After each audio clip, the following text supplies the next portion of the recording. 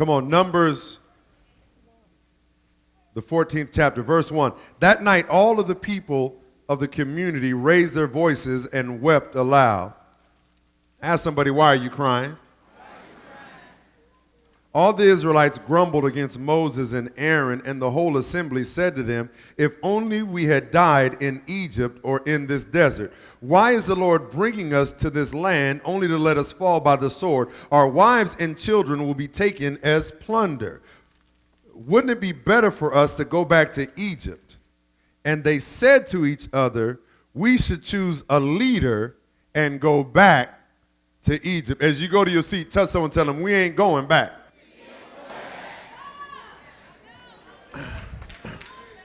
We're not going back. Tell someone, tell them going back is not an option. No. See, you really don't understand this thing. For so many people, going back to the way they used to live, going back to Egypt has always been an option. But the devil is a lie, and his grandmama too. Going back for Mike Jones and those with me, going back is not an option. Touch three people and tell them going back is not an option. Come on, touch it. Going back is not an option for me. I ain't going back to the ghetto. I ain't going back to the hood. I ain't going back to poverty. I'm not going back to oodles and noodles. I'm not going back to peanut butter and jelly sandwiches. Going back is not an option. I want to talk about seeing yourself in your promise. As we talk about promises, I got to get you to the point to where you can see yourself walking on white sandy beaches, see yourself with a brother named Pablo bringing you a fruity drink with an umbrella chiseled all throughout, ripped up. Watch it now. But I need for you to see yourself in your walking in that thing.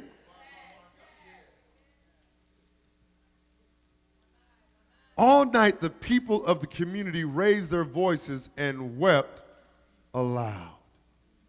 See, so many people are weeping in worship because they don't like where they are. You know why people work so hard in church and so long in church? It's because they really don't want to go home. And they don't want to go home because they ain't got much to go home to. I don't know about you. I'm trying to get up out of here this morning. I got somewhere to go. I got something to drive in nice that I like to drive in. I've got somewhere where I really want to be. And even after I go where I'm supposed to be, I've got somewhere to be after that. I'm saying, didn't you have some of those friends? They always, they didn't have nowhere else to go. And so they wanted to talk the whole time. I said, man, don't you know I got somewhere to go? I got somewhere to be. I ain't trying to be here with you all night long. You've got to see yourself in your promise. You've got to see that thing in living color. You don't have time to dream a black and white dog-like dream. You've got to see that thing. It's got to be so vivid that you can see the texture of the colors, that you can taste and sense and smell and just almost touch that thing. We've got to live life right now of just being able to see where God is taking us. You've got to see yourself on that new job. See yourself in that new house. See yourself in that good relationship. You've got to see some stuff. Tell someone, ask them, what is it that you see? What do you see today?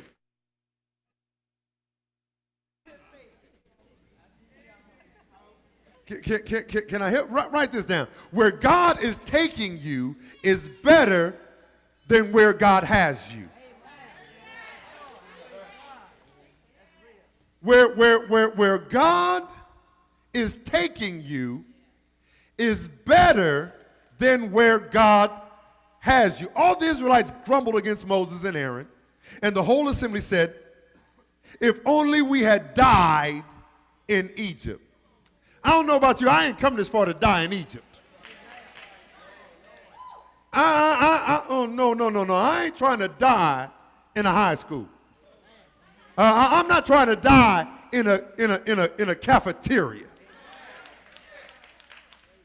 Where God is taking you it's better than where God has you. And notice I did not say that where God is taking you is better than where you are. Because I cannot minimize where you are, because the Bible says that the steps of the righteous are ordered by God. So that means where you are, guess who has you there? God has you where you are. So I do not curse the place that I am in. That I can even bless God for my Egypt, because God put me in Egypt as a part of the process. And I can even worship in my wilderness, because I know that God has brought me into this desert place not to desert me, but to move me into my destiny. Everyone say process. Where you are right now, you are in process.